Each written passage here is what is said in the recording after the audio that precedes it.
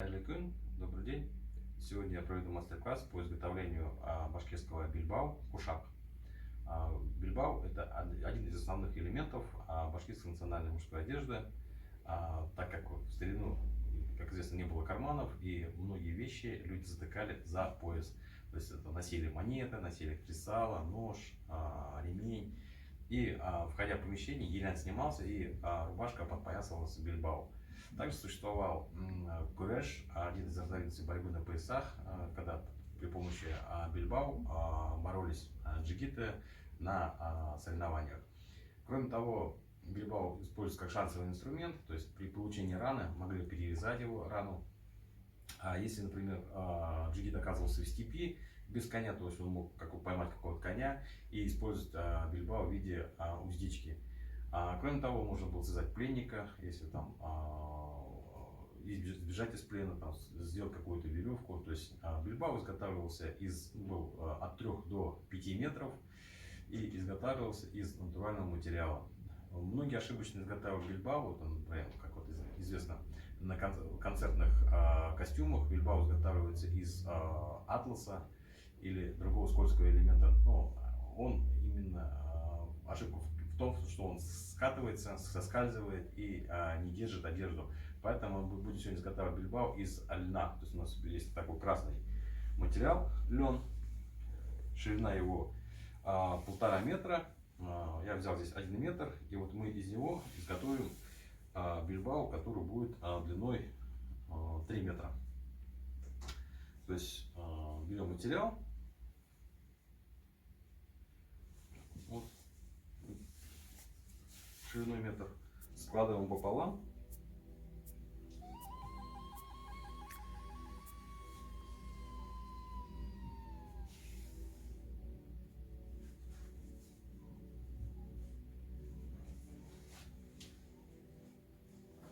И его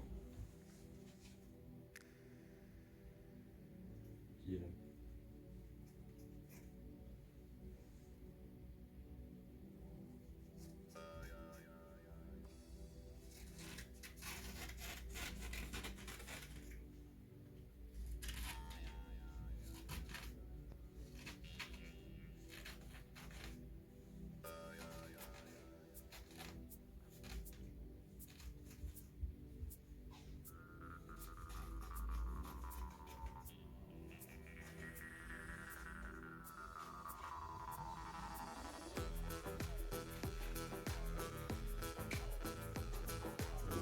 Сейчас наша задача сшить эти части между собой,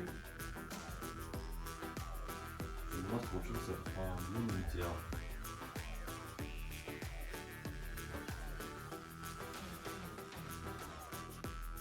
После того, как ткань соединили, нужно будет ее выложить и сшить по длине.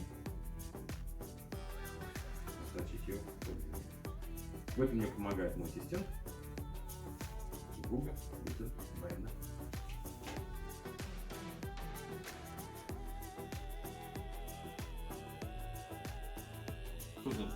Получившееся изделие мы выворачиваем наизнанку. Это большой наш чулок.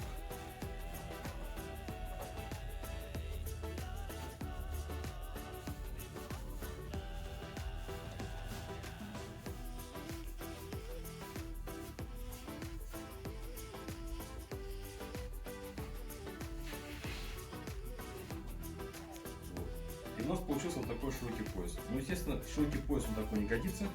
Видите, он будет большой, и по нему будет заскальзывать. Поэтому мы должны его сократить вдвое. То есть сложить и прострочить. Таким образом мы будем сейчас складывать. Естественно, вначале отутюжить, чтобы оно хорошо легло. И потом уже таким образом складываем и пришиваем. А у нас получится вот такой вот. Он должен быть плотный, чтобы при езде на коне поддерживал поясницу и вообще имел жесткую структуру, жесткую форму.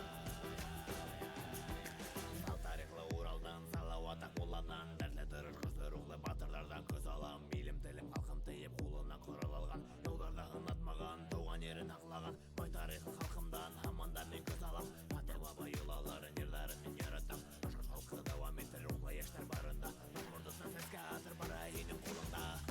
зашили пояс, получается, кушак, бильбау. И сейчас нам нужно будет сделать на конце вот такие цвета кисти. То есть они должны выглядеть вот таким образом. И сейчас покажу, как будут изготавливаться кисти. То есть берется оптовая нить, вот так вот наматывается.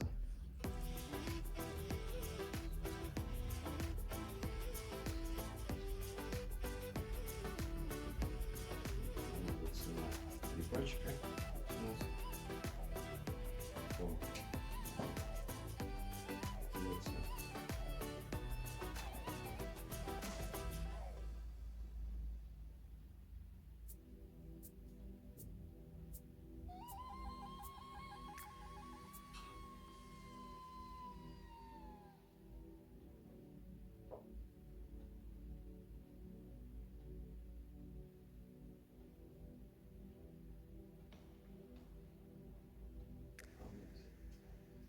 И в одном месте подматывается.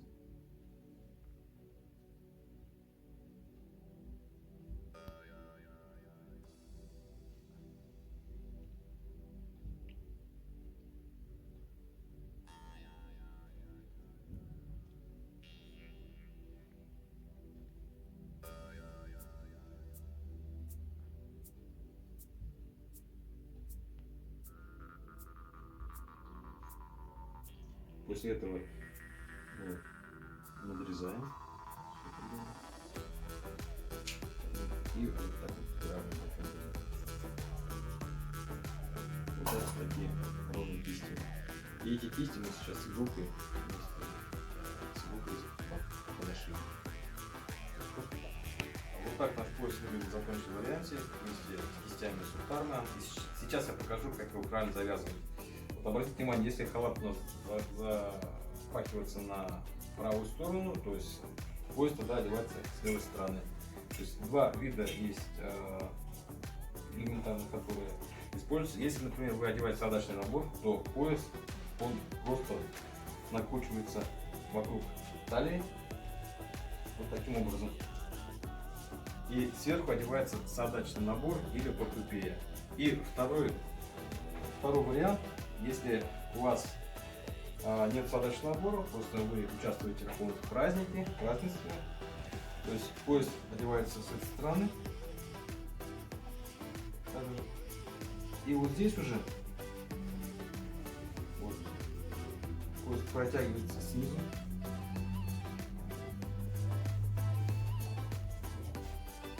вот, и вот здесь идет, затягивается квадратиком. Вот получается у нас вот такой пояс.